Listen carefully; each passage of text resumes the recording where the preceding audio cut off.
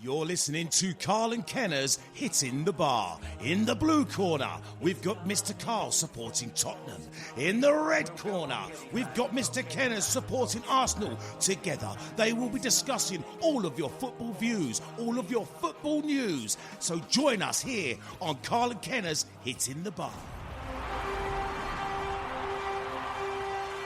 Hello and welcome to another edition of Karle and Kenner's Hitting the Bar, the football podcast. I'm Chris Karle. And I'm Geoff Saunders. Oh, Geoff, what a weekend of football we've just enjoyed. It was strange, wasn't it? But no, it wasn't strange because it's become the new norm, hasn't it? Yeah, we were saying on the radio show we do for 93.6 Global Radio on the Costa del Sol on Saturday that you just can't predict any of the results. None of it made any sense. No, none of it makes any sense at all, and I think it's a good thing. It is. I mean, let's start off with the sort of, I suppose, resurgence of Everton, because they've been dreadful. They sacked their manager Silva. We've been saying for a long time that it's well overdue. They've appointed Duncan Ferguson, who's of course Everton legend, isn't he? Yeah. Fantastic player he was. I don't think he's been playing for about 12 years or maybe more. Everton suddenly started to play and beat Chelsea. Yes. 3-1, Chelsea are in third place in the league. They were helped by Man City losing, we'll come to that in a moment, but Chelsea really would have expected, I suppose, earlier in the season to have come away with at least a point from that, but they were well beaten. Yeah, well, if you remember, last week on this podcast I predicted a Chelsea win. So yes, yeah, I think it's a big surprise to me. Yeah, I think everybody predicted a Chelsea win. I think everybody predicted a lot of different things that didn't happen. But let's start with the end of that game, because I was telling you before that there's a video clip going around of Duncan Ferguson addressing, if you like, every edge of the ground, every corner of the ground, shouting, "Come on," and Everton, and they're all singing his name, the Everton fans. Of course, a sense of relief, I suppose, around Goodison. Beating Chelsea's a big thing anyway. Getting 3 points is a big thing. Well, yeah, for Everton, an unusual thing. But has he got what it takes? Well, time will tell. And I mean, the things that he has going for him, the things in his favour, he is a football man, isn't he? He's a football man, and players you love playing for somebody like that. And he will get them motivated to deliver on the pitch, because they're not a bad squad. You look at that squad; they've got good players all over the pitch. They've got some very good players. We'll talk about them in a moment. But for me, the passion that we watched the game while we were doing the radio show. He was kicking every ball, making every tackle. Yeah. He would have loved to have got some boots on, and I think he's been on the training staff coaching staff for a while at Everton already, since he gave up playing. But I really felt that game he wanted to get some boots on and play. But the passion he showed was a breath of fresh air for Everton. But passion's kind of like the fuel you put in the car, and the car is the tactics. Yeah. So maybe they'll be able to walk a few games, but you won't get very far without the tactics. And I'm not sure is he qualified. He has been on the coaching staff, like I say. Yeah. So he's not new to coaching. No, I mean, he's got his badges and stuff, and all you can say is that time will tell. They've been sensible in saying that your appointment lasts until the end of the season or until they find someone else. Fine. So give him the chance to succeed or fail. Make a decision at the end of the season when they've got half a season's worth of results. They'll know how good he is. Yeah, I mean, I'd like to see them stick with him, because the constant changing of managers everywhere, like at Watford, which we'll come to in a moment. The constant changing of managers is no good for the players or the fans. And he did show that great passion. They beat Chelsea well. It wasn't like a couple of lucky goals went in. No, it wasn't a fluke result. They outplayed Chelsea. I mean, they were 2-0 up. Chelsea got a goal back, and I honestly thought, oh, well, that's it now. They've played 3/4 of a game. They've run out of steam. They've run out of know-how, and Chelsea will now overpower them. They've got one back. But actually, Everton kept attacking and got one more, which is a different sort of way of approaching things from Everton. But has he got the tactical nous? As you say, he has got his coaching badges, though, so who knows? But all we can do is wait and find out. Yeah, it's probably a very big step from being an assistant coach or assistant to the assistant. Yeah. Because Everton would like to call themselves a big club, I think. Oh, I think they are a big club, but you've got to actually deliver the results on the pitch to back it up, haven't you? Yeah, I mean, it's an incredible result, though. Everton 3, Chelsea 1. Yeah. And it mixes things up, much as the Manchester derby, which took everybody by surprise as well. Man United storming into a 2-0 lead after whatever it was, 19 minutes, I think it was. I was surprised to see United scoring at City, let alone winning. Manchester United have been playing every other game. They've been playing very well, and the players who've been playing best are the two big ones that Mourinho wanted and was trying to get rid of, Rashford and Martial, and they seem to be delivering. But what hasn't happened for Manchester United yet is any sort of consistency. Because you look at their performance against Villa, a draw. Yep. Their performance previous week against Sheffield United, 3-3, where Manchester United were on top for 10 minutes in that game, and for three-quarters of the game they couldn't lay a glove on Sheffield United. They outplayed them completely. So we've yet to see any sort of consistency. But then that consistency argument applies across the whole of the league, with the exception of Liverpool, who are the only consistent team in there. Yeah, I mean, you've got Tottenham under Mourinho, winning games. I mean, it's 4 games in charge now. Winning games coming from behind against Olympiacos. Then go to Man United, his old team, with so much to prove, midweek last week, and then losing that game. Yeah. And then Man United went on and beat City, and Tottenham then went on and beat Burnley 5-0, and Burnley were lucky to get nil. But we'll talk about that in a moment. But you've said about the not inconsistency, but the fact that only Liverpool are consistent. Something's changed. Yeah, well, I think what the obvious thing that's changed is the TV revenue money. The last increase was so big that now it's levelled the playing field, because players' wages haven't gone up by the same amount as the TV revenue's gone up. So it's had the effect of now almost every club can afford these really, really good players. Now, maybe only the top ones can afford the very, very top players, but it's definitely evened it out. And, I think we've gone back to the 1970s, if you like, where anyone can beat anyone except Liverpool. Yes, and it is the Liverpool of the 70s in that sense, or the league of the 70s. I mean, like I said, you've got Tottenham losing at Manchester United, who've been poor for the last few seasons. Yeah. Tottenham have been consistently top 4, now down there in 7th or 8th place, but improving rapidly under Mourinho. But the results are all over the place. You've got Sheffield United beating people in and then losing at home when they shouldn't be. And then you've got Brighton beating Arsenal away. Arsenal were managerless at the time, but results that shouldn't be happening. I mean, the bookmakers will be having a field day. Oh, I would imagine so, yeah. But I think that's what happens when you have a level playing field. Now, anyone can beat anyone. And we're back to where we used to be. So I'm very, very happy for that. But not helping West Ham very much, because our manager's useless. But there we go. But look at Manchester United and their lack of consistency. So they played really well against City. They were outplayed by Sheffield United. They got a draw at Aston Villa. So, I mean, Sheffield United, who they fielded a reserve team keeper, because their normal keeper was a loanee from Manchester United, so Man United wouldn't let him play, and a 37-year-old centre-back who hadn't started a game in 18 months. Yeah. And Sheffield United played them off the pitch. And yet you then turn around and say, look at that performance against Manchester City. I think there is a thread in there somewhere, and I think it's this. Chris Wilder at Sheffield United sets his team up to be the best it can possibly be. Guardiola doesn't do that. Guardiola always sets his team up to beat the people he's playing against. It's an essentially reactive thing, and this is why he's come unstuck in the semi-finals of the Champions League. So instead of him sending those attacking players from City out saying, "Okay, boys, just go and have fun," and they'll win 5-3, it's I must stop this player or I must stop that player. And so they're not behaving naturally, and I think that's the issue. Something I read this morning, actually, before we came to do the show, is that sort of something that Lundberg at Arsenal, a temporary manager, interim manager at Arsenal, said after they finally won a game yesterday against your team, West Ham. We'll come to that in a moment. He said he's taking and approaching one game at a time individually. Is that a mistake then? Well, I don't know if it's a mistake. Only time will tell if it's a mistake or not.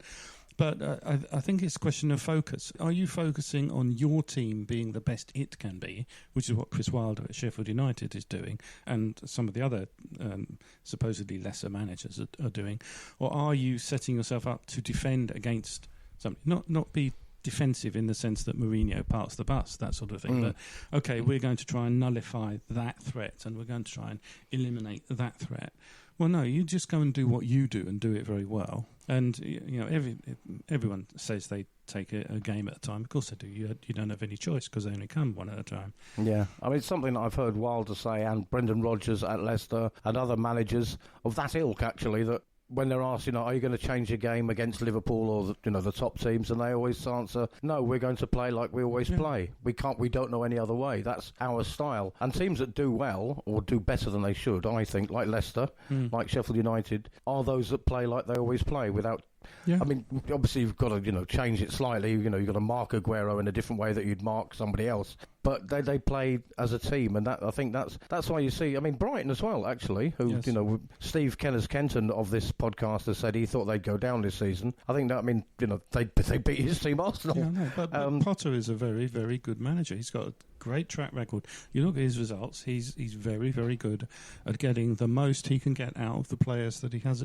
available to him, and they've never been the very top players. Basically, they're playing the Brighton way, or the Potter way, or the Wilder way at Sheffield United, and they don't change too much. Obviously, which is why Steve said he thought they might go down, is they will come up against teams that will beat them and thrash them, and it may be a problem and they won't get enough points, but they're not going to change their style too much.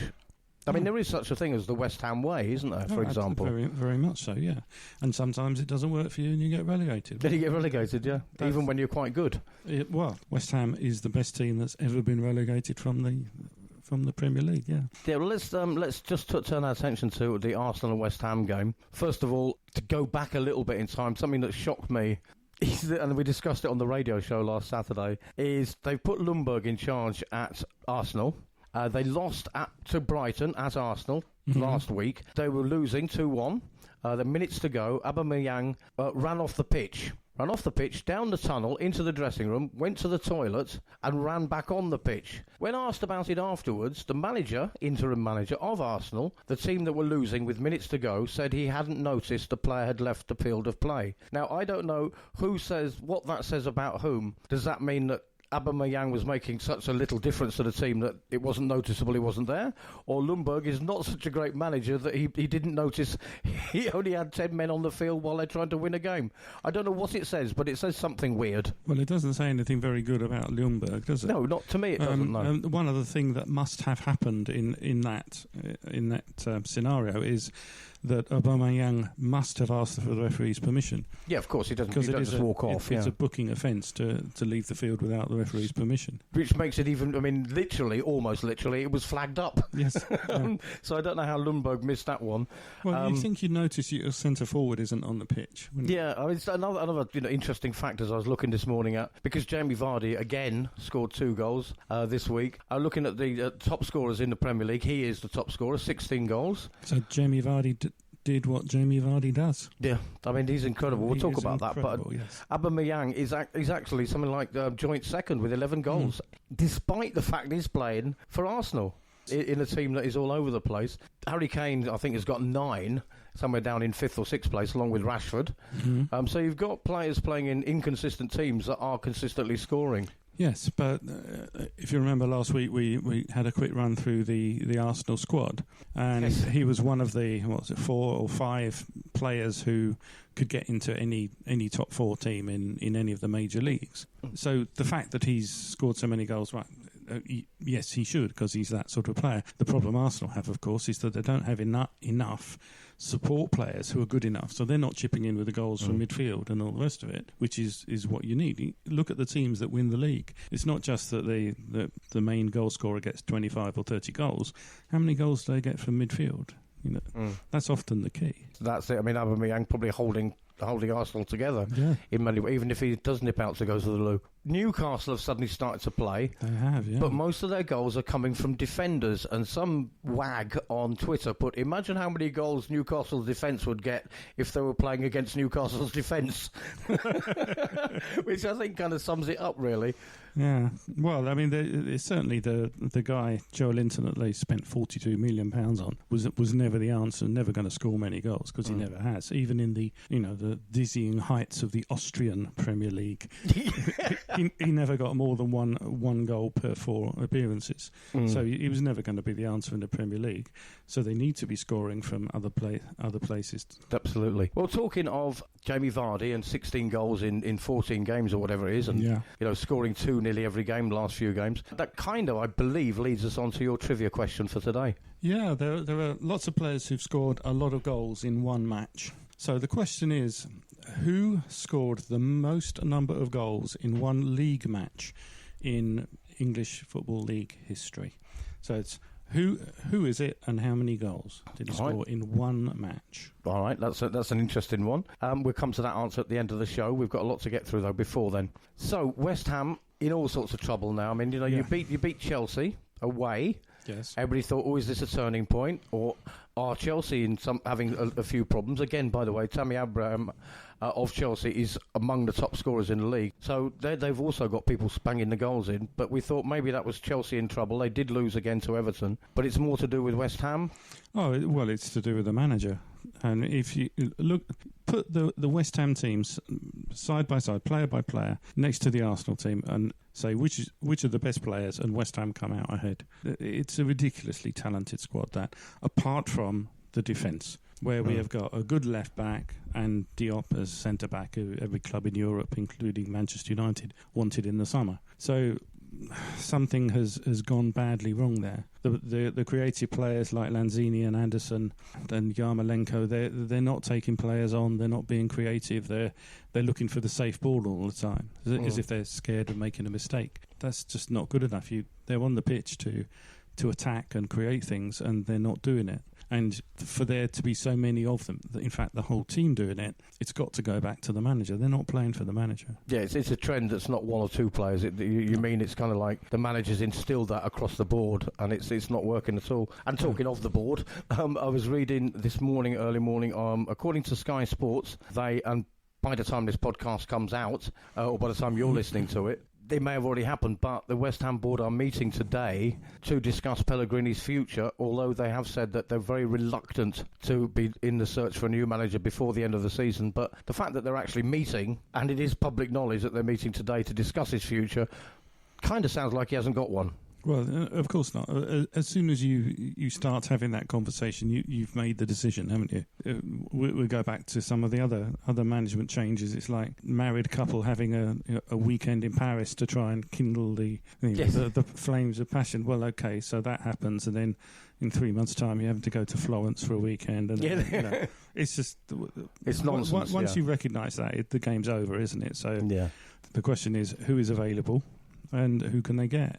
Yeah, I mean, once you're in couples therapy, you're weeks away from no longer being a couple. Yeah. I think, really. I would love Henry Houghton. I think he'd be a great manager. Eddie Howe be a great manager. Both would be good West Ham managers. Would they go, though? Yeah, I think both of them would go. Yeah. From Bournemouth to West Ham, is it a step up? Oh, it's definitely a step up. Yeah, history-wise, looking at the size of the club, possibly it is. In terms of size of the club, yeah, it's a step up, and a chance certainly for Howe to show that he can manage a big club. So, okay, West Ham aren't in the top 6 big clubs, but he's got to get to the point where where the step up to those top 6 is not stupid. And obviously the directors of those top 6 clubs think it's too big a step at the moment. Otherwise he would have been appointed by Tottenham, who really is the appointment they should have made. Yeah. Well, look, let's have a little chat about my team, Tottenham, because if you haven't seen it, as Geoff often points out, the best way to check these things out is to go to YouTube and have a look. Son for Tottenham scored a great individual goal. I know you've got a slightly different take on it from me. I've watched it several times. From his own half, from deep into his own half, receives a pass and then goes all the way to the opposition box and scores a fantastic individual mazy run, as they call it. You did say to me that nobody tried to tackle him. He was so fast that as soon as the player was approaching him or in front of him, he cut the ball to the left or the right of the player. The ball went streaming past the player, and so did Son. And I think his speed was what beat them. Possibly the fact that they were so shocked he was coming at them at such speed. Possibly the fact that Burnley weren't good enough to stop him. But it was an incredible individual goal. It was, and I fully expected at least one, probably more than one, of those Burnley defenders to foul him, to stop him, and they didn't, which was a big surprise to me. Yeah, I suppose that a foul would have been the only way. Take one for the team, as they say. But Tottenham 5-0 at home against Burnley. Burnley are a decent side. Burnley a good team, yeah. They're a good team. Nobody expects to beat them 5-0. I don't think Man City or Liverpool would expect to beat them 5-0. No. It's very strange because even when they're 3-0 up and 4-0 up, Tottenham kept attacking. And again, we've said it before, but this doesn't look like a Mourinho team. Does it look like the fact that Mourinho's inherited a team that can do that?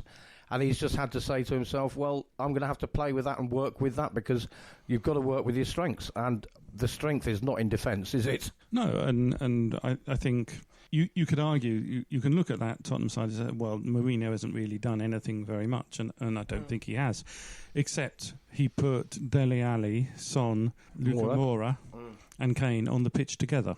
And that is a great difference. Huge difference, yeah. And the other strange thing is that in the last 4 games, Sissoko has scored 2 goals. Previous to that, he scored 1 in over 100 appearances. He scored 2 in 4, and previous to that, 1 in 3 seasons. So something he's suddenly got Sissoko, who Tottenham fans, me included, thought was a good buy, but he's just flattered to deceive, and he's not quite got there. Suddenly, he's doing what it's fantastic. Well, they always used to say he had altitude sickness. As soon as he got that high up the pitch, he'd go all wobbly, and presumably Mourinho's come along with the tablets that cure that. So. Yeah, it's an incredible thing. I mean, he may never score again for another 3 seasons, I don't know, but the statistic currently stands. The other thing that is interesting is that Eric Dyer, who has been injured but was also out of favour with Pochettino. We've played 4, lost 1. The one we lost was the only game Eric Dyer didn't start in. Oh, he's a very, very good holding midfield player. He's shown that over the years. I mean, he's a very, very good player. So I don't know what happened with Pochettino at Tottenham and him. I mean, he was out of favour for some reason, but he's a very good player. Yeah, the other one is, of course, Eriksen, slightly sidelined by Pochettino as well, to be fair, but also by Mourinho, who came out during the week and said a very Alex Ferguson type thing, and quite right. I mean, anybody would expect a manager to say this. He said, I've spoken to the player. I'm not going to tell you what the result of the conversation is, out of respect to the player, which to me sounds like he's going. But he said, I've spoken to the player and I have told him that no player is bigger than the club. And the club is the most important thing. And if a player wants to leave or is not happy, then he has to leave because the club will move on without him. And I think good, because it's about time somebody put him in his place. And for the good of the player as well, because he's been a good servant, he should move on. Now, they are saying they want 40 million for him, but going to accept 25. So they're going to accept 50 million less than they were prepared to accept in the summer. Exactly. They could have got rid of him in the summer for 80 million or whatever. Yeah, so where does this leave Mr. Levy's brilliant business brain then? Yeah, one wonders, did Pochettino beg Levy, let's keep Eriksen, I need him, and it was the wrong decision, or did Levy want to hold on for 81 million? Yeah. We don't know, but either way, it's not worked out well for anybody. The suggestion was always, very, very strong suggestion, which was coming from Real Madrid, that the directors of Real Madrid wanted Eriksen. The manager of Real Madrid wanted Pogba. And until the Pogba situation at Manchester United was sorted out, then one way or the other, then Real Madrid weren't going to make a decision on Eriksen. So he was always waiting for that. It's going to cost Tottenham 50 million. We are a couple of weeks away, isn't it? Almost 2-3 weeks away from the January transfer window. Not the best time to buy a top class player, I don't think. But Eriksen could be on the move. Pogba could be on the move. Gareth Bale's agent this week said that Gareth is not ecstatic. Those are his exact words. Not ecstatic at Real Madrid, but he's always on time for training. He always trains hard. He always works hard on the pitch. All this talk about playing golf is ridiculous, that he's being lambasted for having a hobby out of work time. Having a hobby that is the hobby of choice for professional footballers, yeah. Yeah, and he's also healthy. Yeah, he's stupid, ridiculous. Yeah. My point being, Gareth, he kind of had a move to China blocked in the summer when Zidane and everybody changed their minds about selling him. Is there still a chance he could come to the Premier League? If Eriksen goes, would he go to Tottenham? Would they have him? And would he want to go? Or would he go to United? Manchester United. I would have thought that for personal reasons he'd prefer to go to Manchester United because Mourinho is at Tottenham. So you don't think he'd want to be with Mourinho? I don't think so, no. Why do you think that then? Just... Well, he's not a Mourinho type player. And you look at the players that Mourinho's had like him, and he doesn't like them, and he lets it be known that he doesn't like them. I would have thought it would be more likely to go to Manchester United. Yeah. And the most likely deal, I think, is one that's Pogba, Bale, and money going to make up the balance somehow. That would make sense. Mourinho sort of talked down the idea of, first of all, Ibrahimovic going to Tottenham, because there was talk of that as a backup for Kane. I mean, he's even too old for Mourinho. But he's talked down talk of that. Distanced himself from the Bale talk as well. These people know more than we do. We're speculating, of course. I mean, I did hear about 2 months ago that the deal is already in place a deal regarding Pogba going somewhere, and the reason that he's not playing for Manchester United is that part of the deal was that he wouldn't play more than 4 matches between that time and Christmas. Then that's why we've not seen him on the pitch. It's not. Yes. Not this suspicious injury. Nobody knows what the injury is, and nobody knows when it happened. No, nobody saw it. But all of a sudden, apparently, there is one. And yeah, I mean, that happens a lot, doesn't it? Especially pre-international games, pre-friendlies. A lot of, under Alex Ferguson, a lot of players suddenly got mysterious injuries, didn't they? The Ryan Giggs situation. Yeah, Ryan Giggs was never ill during the season, just suddenly during... Just the week before international. Very strange. Can we just move on? I just want to have a little talk about this, because it came up in the news this week, about Russia being banned from, and I'm quoting here the ruling, all major sporting events for the next 4 years. That includes, of course, the 2022 World Cup, which is in Qatar. That's if they qualify.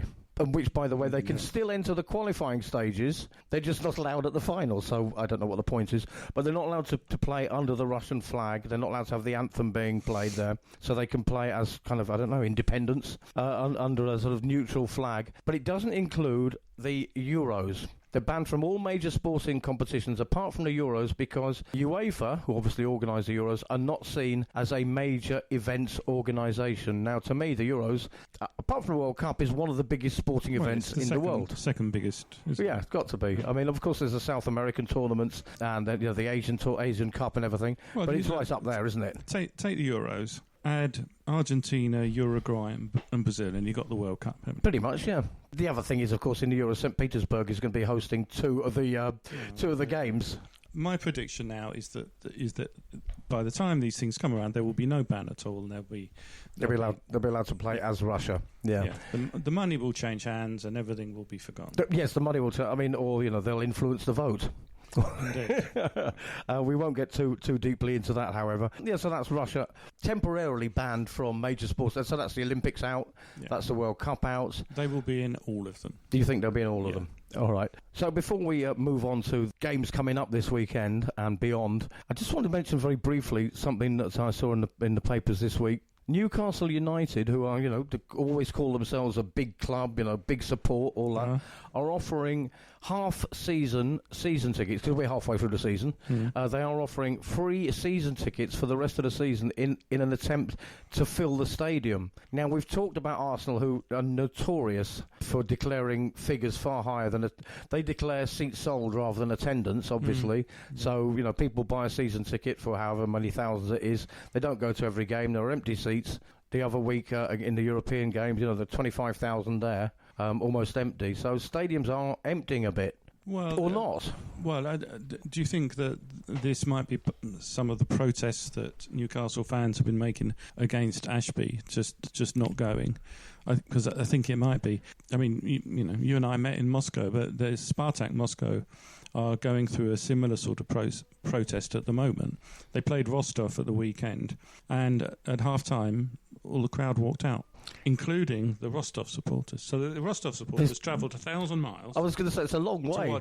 To watch half a match and supported the Spartak Moscow supporters. They all walked out. They all walked out. Well, and this has been happening. That is fantastic fan solidarity. My only comment about that is, what protest are you making, having already paid for the ticket? Having already given the owners the money for the ticket, yeah. Exactly. The club have got your money. They don't... I mean, you're not there at the final whistle. They've got less time, they don't have to clear up after you. They've got... Yeah, so it does look embarrassing on television, doesn't it? It's significant.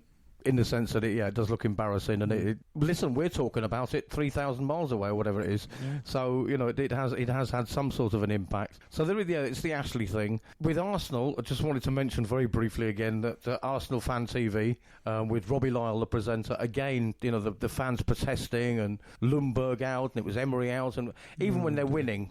They're complaining. Arsenal have always been like that, haven't they? It's a strange thing. Arsenal fans are justifiably famous for picking on one of their own and making their lives hell. And they've done it. The very, very first professional football match I went to was Arsenal-Sunderland. It was a 0-0 draw, and the Arsenal fans were having a go at John Samuels, who was a great inside forward. They hated him, and I was standing there watching. I thought he was playing really well.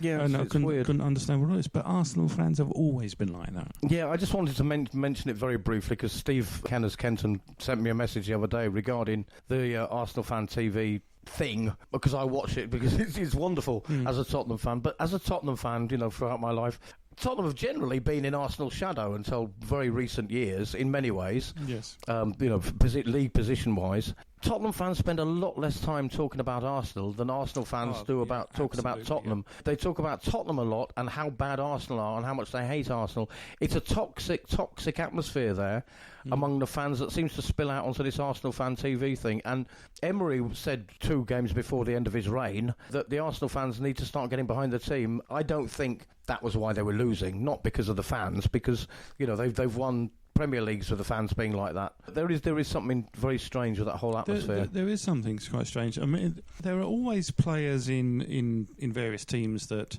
are the butt of jokes. Like at Tottenham, Ian Moores. Yes, remember Ian Moores, who came from Stoke, and after scoring 4 goals on his debut or whatever it was, he then spent the rest of the season falling over every time he got the ball.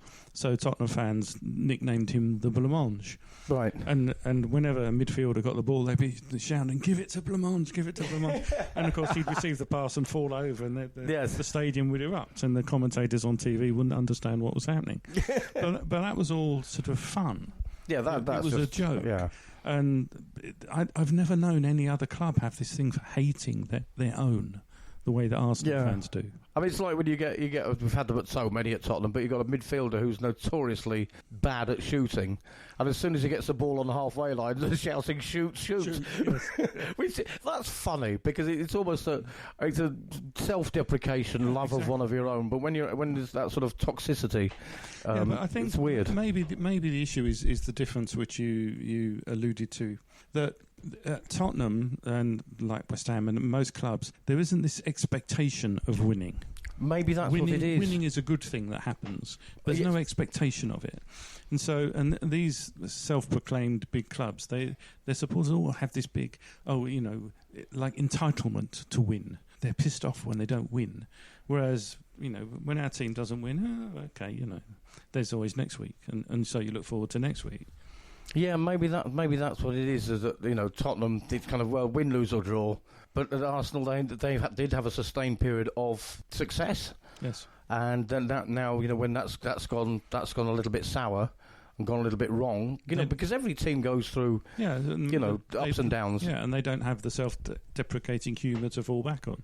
Yeah, there's no coping mechanism because they've never had to go through it before. Yeah.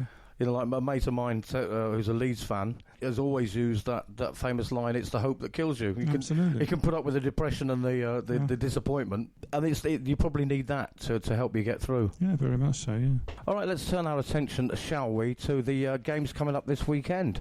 Because, as we say, it's been a very sort of weird set of results this season. As you say, things are evening out. But the early game on Saturday is Liverpool against Watford, top against bottom.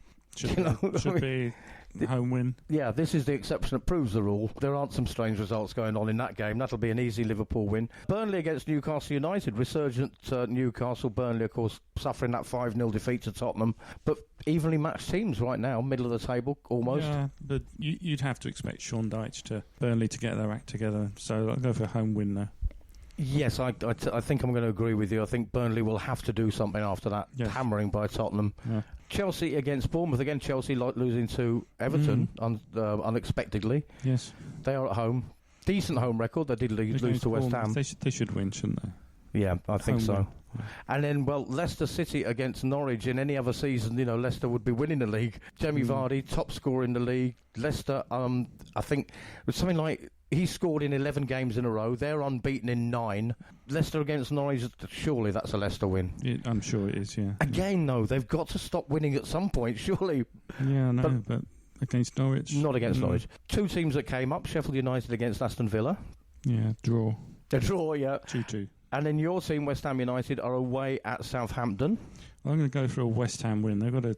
Someone's got to give them a kick up the backside and start playing. They have, and maybe by Saturday they'll have a new manager. We don't know. If you're listening after Saturday, you'll know. On Sunday, Manchester United against Everton. Yeah, it depends which Manchester United turn up, doesn't it? Yeah, I mean, that really could go either way. Go for a draw there. All right, I'm going to go for a Manchester United... I don't know. Win, yes. Yeah. Wolves against Tottenham. Oh, that'll be a good game, won't That it? will be a good game. I've seen some great games, high-scoring games between those teams over the years. Wolves prefer to counter-attack, so playing Tottenham the way Tottenham are playing at the moment will suit them down to the ground. I'll go for a home win there. All right, I'll go for an away win, just because you said no, because I'm a Tottenham fan, and I think we've got it in us. Arsenal against Manchester City. Now, Arsenal finally won a game, third game under Lundberg, beat your team West Ham, but against Manchester City, who got beaten by United, they won't lose 2 in a row, Man City. No, you can't see that, can you? No, Manchester City to win that. So we're going to say Man City away win at Arsenal. Yeah. On Monday, Crystal Palace against Brighton. Again, that's one of those... Home win, I think. Just though. Yeah, but that is a tasty little derby there, because those two teams very close to each other. But certainly, well, it's sort of. It's not far. It's not far on the train, but they hate each other. Yeah. They really hate each other, the fans anyway. But that'll be a tasty game. But I think you think Palace have got too much in Palace them. Should have too much. Those are the games coming up. We've just about run out of time, but let's have a little look at your quiz question and the answer. Okay, the question was, who has scored the most goals in one match in the league, in English Football League history? So who was it and how many goals? And the answer was, it was Robert Bell of Tranmere against Oldham in 1935, and he scored 9. 9 goals in one game? 9 goals in one game. Wow, and don't tell me it was a substitute in the 79th minute. No. But that's incredible. What was his... Give him another name check. I think he deserves it. Robert Bell of Tranmere Rovers against Oldham in 1935. Wow. 9 goals. 9 goals in one game. Brilliant stuff. That's all we got time for. So much happening in the Premier League and beyond. We'll be back next week. Thank you. I'm Chris Karle. And I'm Geoff Saunders. And thank you for listening. We'll be back next week with more Karle and Kenner's Hitting the Bar. You've been listening to Karle and Kenner's Hitting the Bar. Join us again next week for more of their twisted football news, all of their weird football views. You can find them here every week on Karle and Kenner's Hitting the Bar. We'll see you again shortly.